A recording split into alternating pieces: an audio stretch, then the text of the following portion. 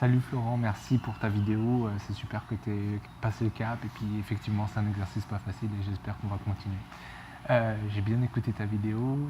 Il y a plein de points où on se rejoint et je suis super curieux, donc je vais te poser quelques questions. Et puis je pense que ça va rejoindre un petit peu aussi ce qu'Ernesto raconte.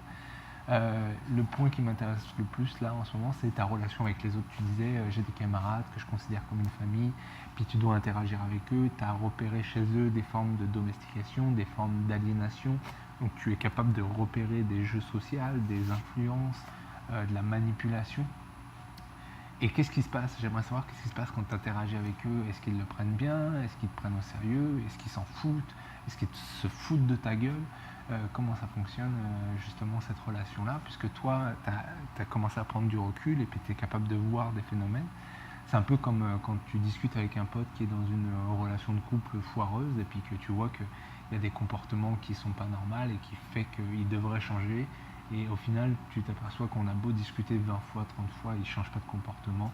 Il te demande toujours un peu ton avis, mais finalement, il ne l'applique jamais. Donc, c'est un peu cette idée-là que j'aimerais voir avec toi, parce que j'ai aussi vécu cette étape-là. J'aimerais voir si ça correspond un petit peu à ce que moi j'ai vécu aussi. Donc, les rapports, quand tu commences à discuter avec les gens que tu aimes, en leur disant, bah voilà, il y a des choses que vous ne voyez pas qui vous manipulent, et voilà comment ça fonctionne, et je vais essayer de vous donner les clés pour vous en débarrasser, et puis que tu te retrouves, même quand les gens s'en foutent pas, ils peuvent même être agressifs contre toi, ils peuvent même se créer, surtout dans les familles ou dans les amis, ils peuvent se créer des groupes où justement il y a une très forte opposition. Donc tu dois aussi sentir des formes d'isolement, et c'est aussi pour ça que je dis que c'est intéressant d'échanger avec Ernesto, et que moi c'est aussi comme ça que je le vis, et avec toi c'est que je me sens isolé et j'ai besoin de justement interagir avec des gens déjà qui m'écoutent, et déjà rien que ça c'est juste incroyable.